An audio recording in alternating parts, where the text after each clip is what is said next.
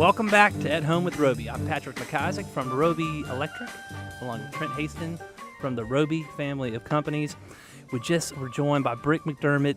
If you want to learn about what is going on in the mortgage industry and you want a good partner for a remodel, reno mortgage, first-time home purchase, or just mortgage in general, go listen to the podcast at WBT.com or on the app, WBT app. Yeah, no, Brick's a wonderful guy, a wonderful friend, and his firm, Cunningham, and him as a customer service guy and a representative of the whole firm are like-minded and great product, great vehicles for buying a house, refinancing your house, and what we really like, doing construction on your house. Now, we love people that buy houses too. I was about to say, but Roby Realty, man, we can kind of do it all, can't we, Trent? We can build it, we can repair it. It's called vertical integration. Sell it. Vertical integration is when you can do little stuff to the big stuff. So, wow. So monkey paw we learned about today. If you want to learn more about what a monkey paw is, listen to the podcast and vertical integration. That's Aren't great. monkey paws also the little cinnamon things you cook in the oven, or those monkey balls? It's that monkey bread. Monkey bread. Okay, I'm sorry. Man, I think I made some of that in like home ec in middle school. That stuff was good, man. Monkey bread? Monkey bread. Oh, man. Do they even have home ec anymore? Home economics. All they taught you what to do in home economics was cook. They didn't teach you how to homemade finance your checkbook, did they? Yeah, that could be. I think they do that at Junior Achievement in town, which is great. It's fantastic. Which is something, if you're trying to get involved with kids in the community.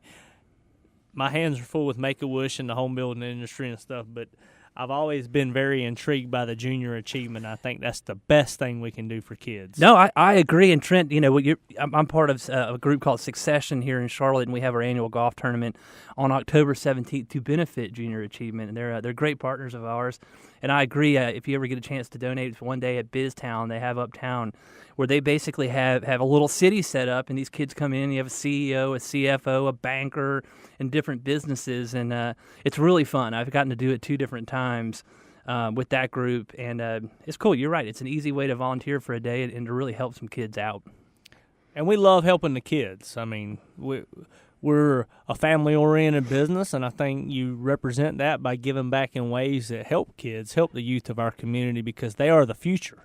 Agreed. I mean, speaking of kids, we had a Make-A-Wish Cornhole tournament a few weeks ago, and I know the numbers keep tallying up. I think last week we're still over $210,000. I mean, that's unbelievable. That is great. And I just returned from a trip with a family business forum that I learn with, and we talk about trials and tribulations and successes, and we bring in speakers and educators to help us through stuff. And all of these guys are running generational family businesses. One guy from Canada, a couple guys from Texas, St. Louis, Nebraska, and they were talking. They asked me about how much money we raised for Make-A-Wish and the cornhole tournament. And we get stuck in the right. moment, right. and we don't really take a step back. And I said, well, I think this year we're over 210. And these guys who are wildly successful, quite frankly, to me, I look up to them, young guys. Right. And they're like, that is amazing, and that is awesome, and that's wonderful. And they, blew their socks off. And then I said we're well over 1.2 for the 9 years that we've done it. And they just couldn't believe it. And it was a good reflection on what our team has done and what our people do, and what our clients and vendors and subcontractors, our business partners, basically everything we talk about on the radio show. Our whole, call it the Roby family.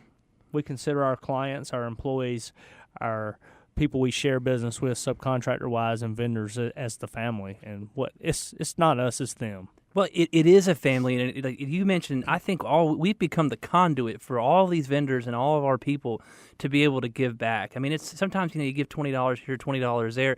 It's cool to be part of a group of people like our cornhole tournament, where people give anywhere from $20 to $5,000, and at the end of the day, we raise $210,000 as a team. And really, the Roby family of companies, mainly Christian McCall, who heads this thing, we're the guides. All we do is we bring them in. We give you this conduit and this opportunity to be part of something that's even bigger than really any one of us could be by ourselves.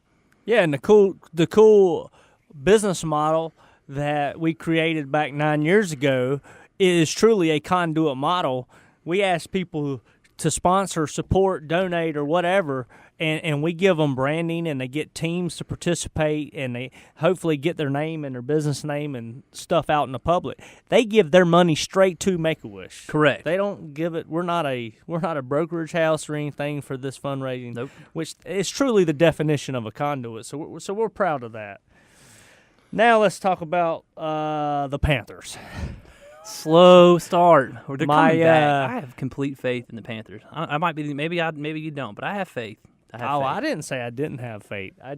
I'm astonished of the start. We're not playing after this show Monday night here in Charlotte against the division foe, the Tampa Bay Bucks. I got to think they turned it around in front of these. This crowd's gonna be going nuts. I hope so. So you got to support your hometown team. Once a Panther, always a Panther. Through thick and thin.